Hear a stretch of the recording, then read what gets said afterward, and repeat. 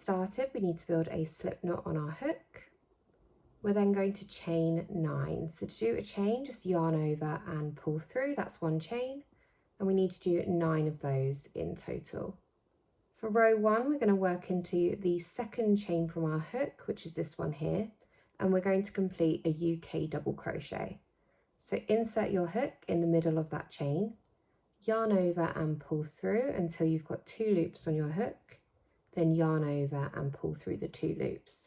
That's a UK double crochet or a US single crochet. Continue working down the full length of your chain, and you should finish row 1 with 8 stitches. At the end of every row, we will chain and turn, ready to start the next row. For rows 2 to 16, we're going to do 1 double crochet in each stitch, and for each of these rows, you should have 8 stitches. Don't forget to chain and turn at the end of every row. At the end of row 16, your work will look something like that. Simply break your yarn and then pull that through. We can then pop this piece to one side for now. We then need to build a slip knot on our hook, and once again we're going to chain 9. For row 1, we're going to work into the second chain from our hook, which is this one here, and we'll do a UK double crochet. Continue working down the full length of your chain, and you should finish row 1 with 8 stitches. Don't forget to chain and turn at the end of every row. For rows 2 to 6 this time, we're going to do 1 double crochet in each stitch, and we should have 8 stitches on each of these rows. At the end of row 6, your work will look something like this. For rows 7 and 8, we're going to begin a 2-row repeat. So for row 7, we skip this first stitch, do 1 double crochet in each of the next 6 stitches, and then 2 double crochet in the final stitch. So to do the 2 double crochet in this last stitch, we complete 1 double crochet, and then we reinsert our hook into the same stitch to do one other. And this is what's going to start bringing us this curved edge for our K. For row 8, which is the second half of our 2-row repeat, it's just 1 double crochet in each stitch. And again, we should still have 8 stitches. Continue that 2-row repeat all the way up until and including row 16. So you can see that it's giving us this slanted effect, which will be the bottom of our K. At the end of row 16, our work will look something like that. For row 17, once again, we will skip this very first stitch and do 1 double crochet in each of the next 7 stitches. That should take us to the last stitch of that row.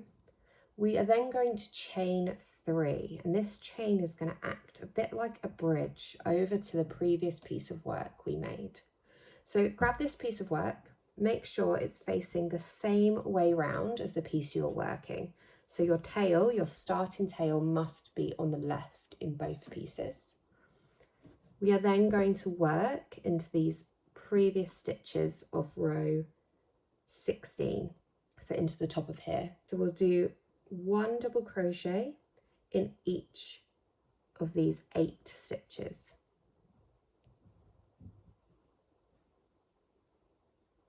There we go. At the end of row 17, your work should look something like that. So you've joined your 2 pieces together, and this is the bottom half of your K. For row 18, we'll do 1 double crochet in each stitch. So first into these 8 stitches. We then need to do 1 double crochet into each of these chain we made earlier. So make sure your chain is nice and straight and not twisted. And we need to go into the back bumps of these chain, which is these 3. So we'll do 1 double crochet in each of those 3 chain.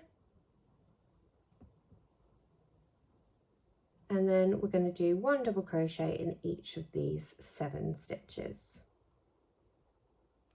So for row 18, you should finish with 18 stitches. For row 19, we're going to skip this very first stitch and do 1 double crochet in each of the remaining 17 stitches. For row 20, it's just 1 double crochet in each stitch. So again, we should still have 17 stitches for this row. For row 21, we will skip this first stitch and do 1 double crochet in each of the remaining 16 stitches. For row 22, we will do 1 double crochet in each of the next 15 stitches only, and we're going to skip the last stitch on this row. So there's the stitch I'm skipping here. For row 23, this is where we start bringing our K back out again. So we need to do 2 double crochet in this very first stitch.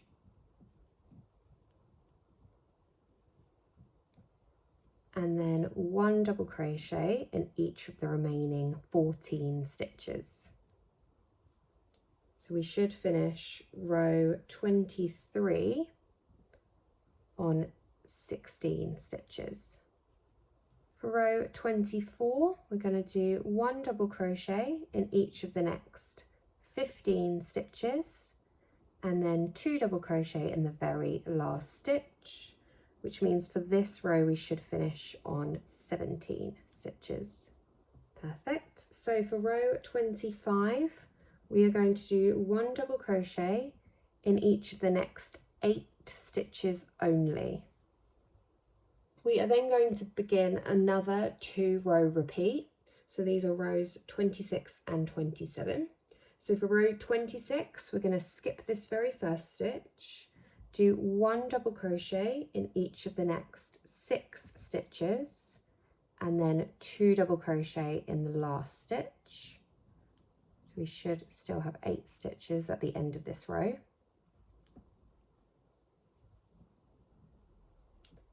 And then row 27 is just 1 double crochet in each stitch. We're going to repeat that 2 row repeat all the way up to and including row 39. So that's 6 more times we need to complete that 2 row repeat. So remember, that's skipping the first stitch, do 1 double crochet in each of the next 6 stitches, and then 2 double crochet in the very last stitch, and then the following row after it is just 1 double crochet in each stitch, and we should have 8 stitches still. At the end of row 39, your work will look something like this, and then for row 40 it's just 1 double crochet in each stitch, and we should still have 8 stitches for this row. At the end of row 40, we're just going to break our yarn and then pull that through. Turn your work over so that right side is facing towards you. We know this is the right side because our starting tail is on the left. We're then going to rejoin our work into the second available stitch on row 24, which is this row here. So we count 1, 2, insert your hook, and then we attach a slip knot to the back of that. Pull that through and do 1 chain to secure.